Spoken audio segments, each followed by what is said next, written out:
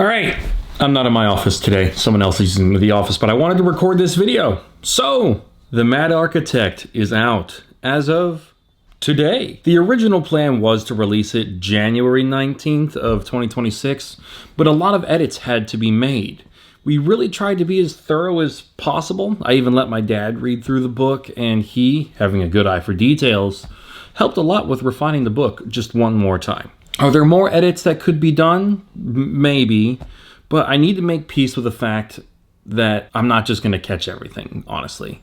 I don't think I could ever get it to being what I would consider in my head to be ideal, ready, or perfect for release. That could end up taking a lot of time, and ultimately, I think where it's at is good enough. So we're sending it. We're doing it live. And besides, a few typos or mistakes here and there have never stopped other books from being successful. My favorite example is always the one in Harry Potter and the Philosopher's Stone, where apparently Harry's shopping list actually asked for 2 wands instead of 1. That wasn't correct.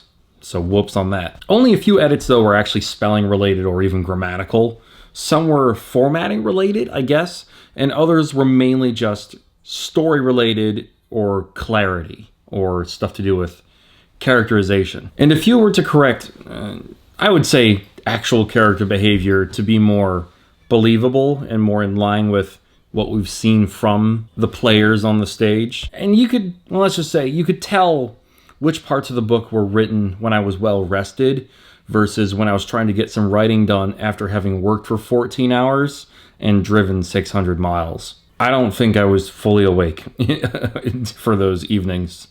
But hey, we got there in the end, but some of the edits were actually pretty funny. The first really good one is a scene where Captain Van Vuren, I get a kick out of this one. He's getting like a report from someone about a certain jailbreak that happens in the book.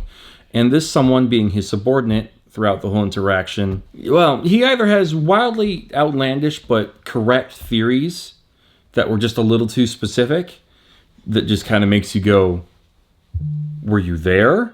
Or to positing theories that were so insane that me and the people reading the book were like, is this guy on bath salts? This is not how you talk to someone you work for. So we changed that. It was a little all over the place. It was scatterbrained. It was wild. So we toned it down. But I have the original version here, and I will cherish that because it made me laugh pretty hard when I really got to do a deep dive read into that scene. There were also originally quite a few F-bombs, which at first I thought were funny and organic. You know, I was trying to have them talk like how normal people do. But ultimately, that wasn't really the end result. It just made people roll their eyes, and it didn't suit the characters. So that also, you know, got cut out. Anytime there was weird F-bombs or, you know, people saying the B word or blah, blah, blah. I couldn't sell it. I couldn't deliver on what I was trying to do. And ultimately, it took away from the reading experience. So got rid of that. There's also a scene where one of the main characters is giving a very important speech. And he essentially goes, I'm going to paraphrase here. Everyone who remains, I will consider to be in opposition to me and will die. And those who are on my side may leave. And so as someone in the audience, you'd think, I better get out of here. I don't oppose this guy. I don't want to die. But then he keeps talking. And he starts spouting random ADHD-fueled thoughts. And you think, well, this guy's kind of dangerous. Bless you. My kid just sneezed. This guy's kind of dangerous, and I don't really want him to think I'm being rude and that I'm leaving too early and cutting him off and have him just kill me for no reason. So I'm going to stay and let him finish his sentence.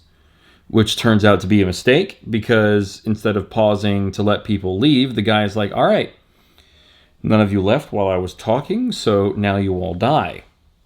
And which, when you look at it as a whole, it does seem a tad unreasonable and mildly stressful for anyone still present in the audience. There were also quite a few times where characters would not talk like normal people and would speak in paragraphs to over-explain things. And we started referring to instances where stuff like that was happening, where characters were doing that, as they're just trying to be as clear as possible so that they don't get sued. They don't want to be misunderstood. They don't want to think that...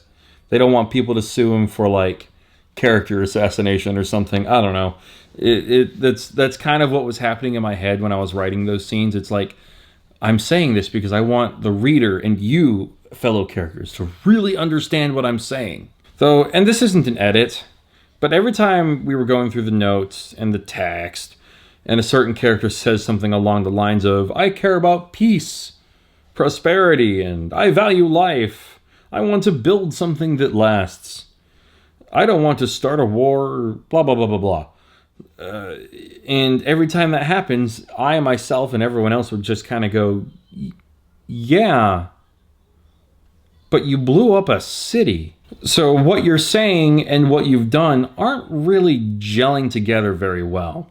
But all that said, you know, all that was kind of fixed. Some of it was left in just to add some character to the book. But ultimately, I am quite happy with where the book is now. You can really, I feel like, see a lot of my personality, myself individually, in the writing, which I think is cool. You know, some people might edit it and change it so that it's a bit more refined-ish, but I feel like I'd be removing myself from certain aspects of the book by doing edits like that, so I left some weird zany stuff in there. I do intend to do edits in like future editions and things like that. You know, if I sell enough copies, I'll do a bestseller edition and I'll make some more changes. Anniversary editions, or if a publisher picks up the book, I'm sure edits will need to be done there as well. But anyways, I'm going to include links in the description to all the online stores where you can buy the copies. It should be things like Amazon, Barnes & Noble, the Village Bookshop that has helped with this whole process. And you guys can pick and choose. You can pick Village Books if you want to really support my journey, because I get the most royalties from sales through them. But I also do think it would be kind of cool to see my books in Barnes & Noble stores. So even if it doesn't make me that much money, it'd be cool to see them there. So, you know, do that if you want. I am super thrilled to be at the point we're at now. And now this means two things. The first is I need to buy a new house because I sold my last house to cover medical bills. And I need to create a space, like a book writing room, where I can plan out all the plot lines for the next book, because I really want to step up my game for the next book and have multiple A, B, and C stories threaded together through the book, and you know, really push myself and challenge myself to make an even more complex story. This one is all in all quite simple. It establishes a lot of rules. You get some lore and world building, but I really want to do something complex for the next book. So I really want to do some proper planning for that. And the second is, you know, kind of building on the last point, got to really start thinking about the next installment, The Mad Architect, Red Empires.